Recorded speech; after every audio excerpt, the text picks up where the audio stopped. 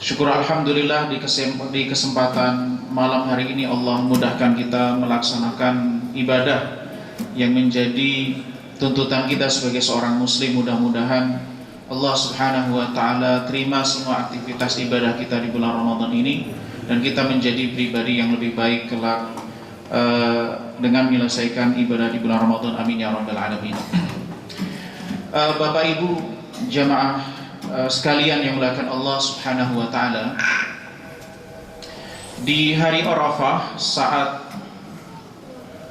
haji wada'nya Nabi sallallahu alaihi wasallam, tepatnya pada hari Jumat, turunlah ayat Al-yawma akmaltu lakum dinakum Al-yawma akmaltu lakum dinakum wa atmamtu alaikum ni'mati wa raditu lakumul Islam dinan. Pada hari ini aku sempurnakan bagimu agamamu, wa atmamtu alaikum ni'mati, aku sempurnakan nikmatku bagimu, wa raditu lakumul Islam dinan, dan aku ridha Islam sebagai agama.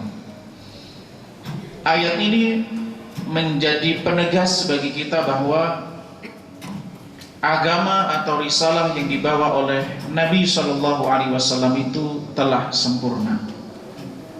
Tidak ada yang disembunyikan oleh Nabi Shallallahu Alaihi Wasallam, tidak ada yang kurang, dan tidak juga lebih dari yang memang Allah Subhanahu Wa Taala turunkan. Inilah penjelasan tentang agama, bahwa agama Islam itu sempurna. Agama Islam itu menjawab semua persoalan-persoalan yang dihadapi oleh umat manusia dalam situasi dan kondisi, baik mereka yang hidup di zaman Nabi Shallallahu Alaihi Wasallam maupun mereka yang hidup di luar masa atau setelah masa Nabi Shallallahu Alaihi Wasallam, baik mereka yang hidup di Jazirah Arab maupun mereka yang hidup di luar Jazirah Arab. Karena pada dasarnya adalah wa ma arsalnaka illa kafatan linnasi basyiran wa nadhira walakinna aktsaran nasi la ya'lamun. Tidaklah aku mengutusmu wahai Muhammad kecuali untuk semua manusia, basyiran wa nadhira, sebagai pembawa kabar gembira dan peringatan. Akan tetapi sebagian besar manusia itu tidak mengetahui. Ini adalah agama, ini adalah risalah, ini adalah syariah. Namun di sisi yang lain ada yang dinamakan dengan istilah tadayun.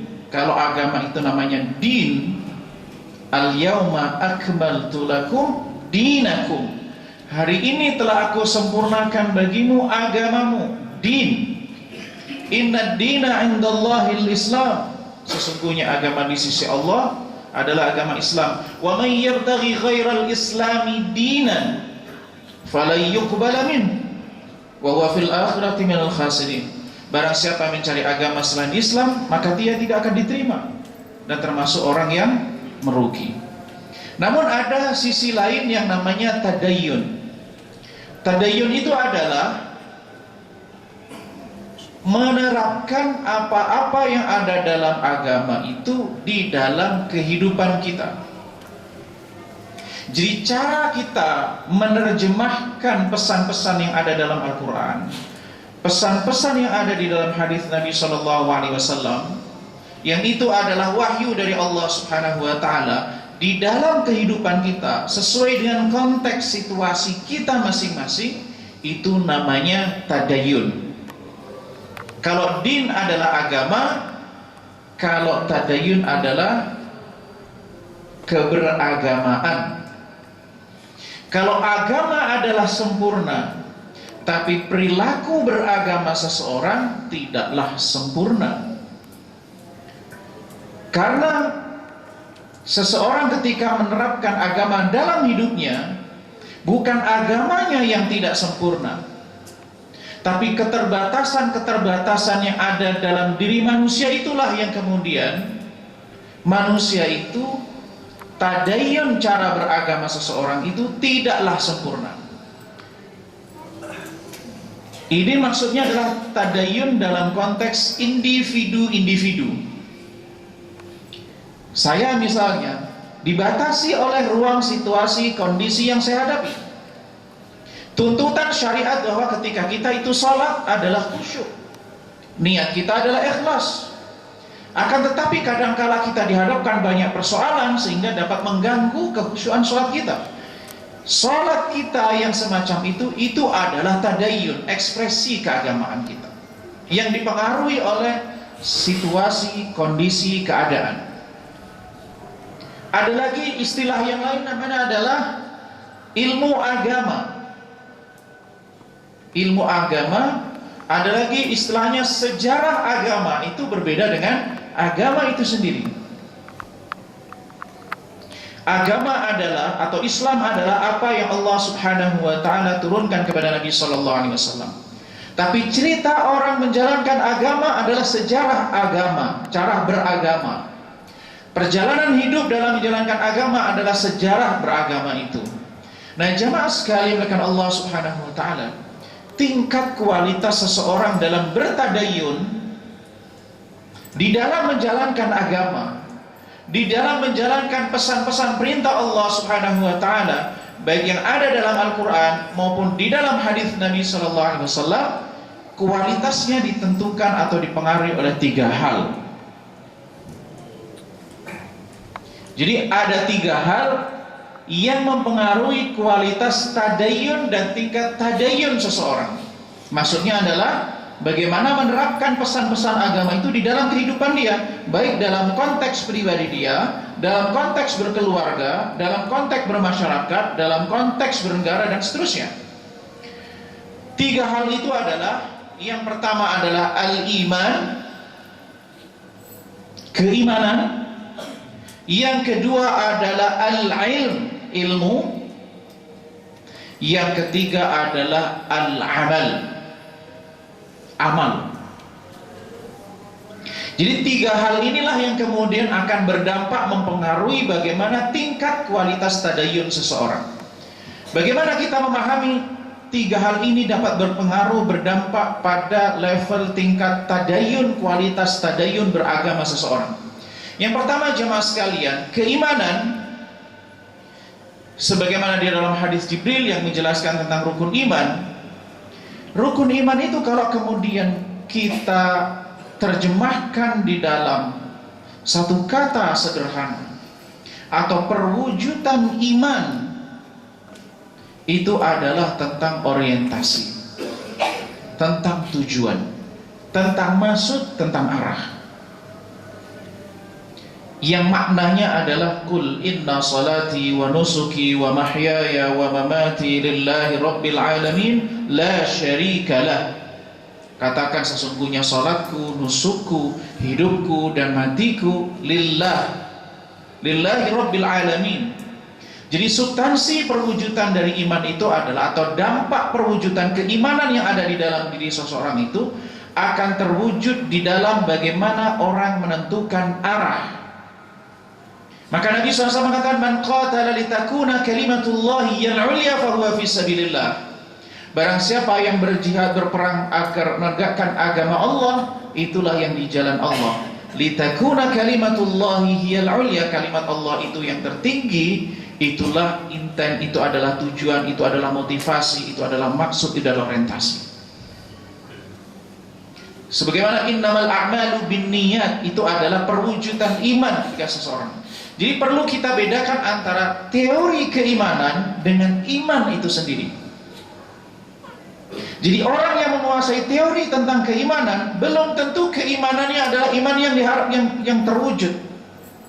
Tetapi ilmu tentang keimanan itu membantu bagi seseorang untuk memahami dan meningkatkan keimanannya. Tetapi keimanan adalah sesuatu, teori keimanan adalah sesuatu yang berbeda. Contohnya misalnya Allah Subhanahu wa ta'ala, apa yang Allah Subhanahu wa ta'ala pertama kali ciptakan, bagaimana konsep tentang takdir, bagaimana penjelasan tentang Asma'ul Husna dan seterusnya, bagaimana pembagian tauhid. Teori-teori semacam itu adalah tentang ilmu keimanan. Tetapi iman itu adalah ma waqara fil qalb wa saddaqahul amal. Apa yang ada di dalam hati lalu kemudian muncul dalam pembentukan perbuatan. Yang mempertemukan antara apa yang ada di dalam hati dengan amal itulah yang kemudian tujuan. Dan inilah maknanya innalladzina qalu rabbunallah tsumma istaqamu, perwujudannya. Orang mengatakan Rabb kami adalah Allah. Dan ini pula lah maknanya ketika seorang sahabat bertanya kepada Nabi untuk satu kalimat, mengatakan qul amantu billah tsumma istaqim. Qul amantu billah, ini tentang orientasi, tentang tujuan. Jadi perwujudan iman sebagai sesuatu yang ada di dalam hati itu akan terwujudkan dalam bentuk bagaimana orang itu berorientasi, memiliki orientasi. Maka ada hadis Nabi SAW, man kanatil akhiratu hammahu, barang siapa yang akhirat itu adalah tujuannya, ja'alallahu ghinahu fi qalbi, Allah munculkan rasa puas di dalam hatinya. Nah kemudian yang kedua jamaah sekalian, yang berpengaruh terhadap kualitas diri seseorang itu, yang keimanan tadi jamaah sekalian, ada satu ayat ini yang perlu menjadi perenungan kita, dampak keimanan. Alladzina amanu wa lam yalbisu imanahum bizulmin ulaika lahumul amnu wa hum muhtadun. Orang-orang yang beriman dan tidak mencampur adukkan imannya dengan kezaliman atau kesyirikan, ulaika lahumul amnu wa hum muhtadun, mereka mendapatkan rasa aman, wa hum muhtadun, dan mereka mendapat petunjuk. Maknanya adalah keterarahan. Petunjuk itu adalah keterarahan. Yang kedua adalah ilmu. Ibnu Qayyim rahimahullah ta'ala menyebut ilmu itu adalah seperti lentera. Jadi kalau orang punya tujuan, tapi bagaimana dia melihat jalan menuju tujuan itu, itulah ilmu.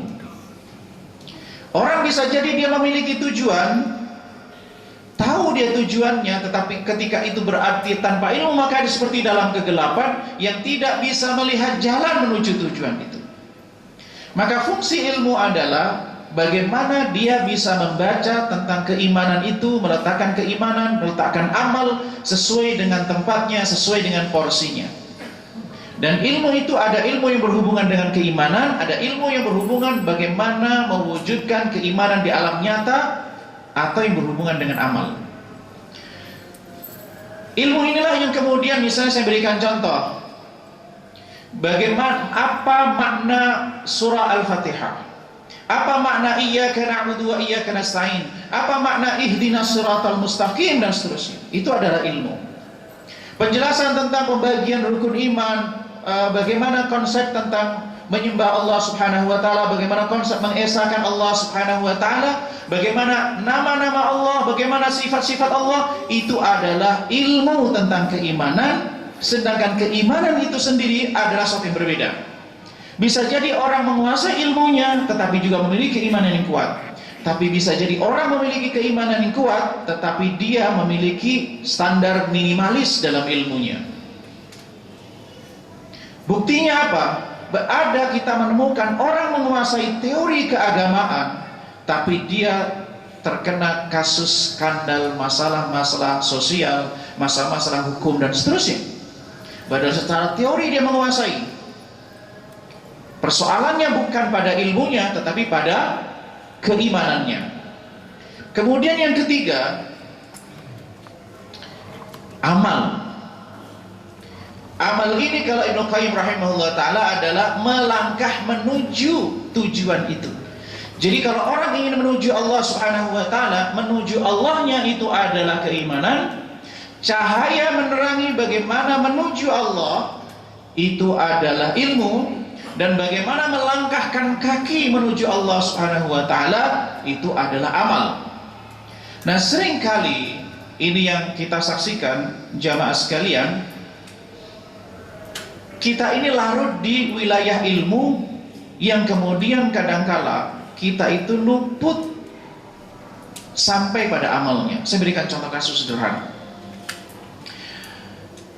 Salat Idul Adha atau Idul Fitri itu afdalnya di masjid atau di tanah lapang atau musala. Ulama berbeda pendapat. Ulama Syafi'iyah mengatakan bahwa yang afdal di masjid. Sedangkan ulama Hanabilah mengatakan pendapat bahwa yang lebih afdal adalah di musalla, tanah lapang. Bolehkah kita membayar zakat fitrah dalam bentuk uang tunai? Bolehkah kita membayar fidyah tidak dalam bentuk makanan pokok, tapi dalam bentuk uang tunai? Ini adalah wilayah ilmu yang memberikan panduan bagaimana orang ketika dia akan sholat Idul Fitri, Idul Adha, membayar zakatnya, bagaimana cara menghitung zakat fitrah dan seterusnya. Perdebatan-perdebatan yang tajam di antara kita atau di antara umat muslim itu seringkali di level ini, yang kadangkala orang lalai pada level pembuktian, yaitu wilayah amal. Maksudnya bagaimana? Hakikat dari Idul Fitri itu adalah umat muslim dapat merealisasikan kegembiraan hari raya Idul Fitri. Itu adalah realisasi dari tujuan Idul Fitri. Akan tetapi karena kita sengit perdebatan yang sangat tajam dalam masalah keilmuan, sehingga kita melalaikan tujuan dari Idul Fitri itu sendiri. Karena saya berpendapat A, si fulan berpendapat B, maka kemudian saya tidak mau kemudian menjaga persatuan yang kemudian itu yang sebenarnya adalah mencapai tujuan dari Idul Fitri itu sendiri.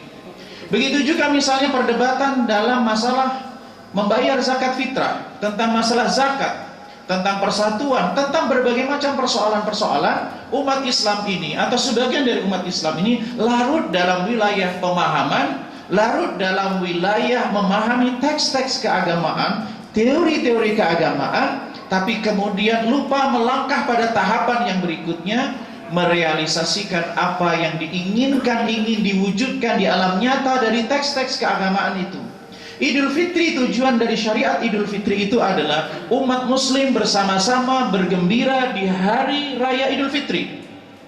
Akan tetapi karena adanya polemik, adanya sengketa, perdebatan, permusuhan yang sampai memecahkan hati di antara umat muslim dalam persoalan keagamaan ini, yang kemudian itu mengurangi makna Idul Fitri itu sendiri. Karena perdebatan-perdebatan dalam teori-teori persoalan di mana orang tua Nabi yang itu tidak berkonsekuensi amal pada seseorang, yang tapi kemudian lalai pada tahapan berikutnya, menciptakan perpecahan di tengah umat muslim.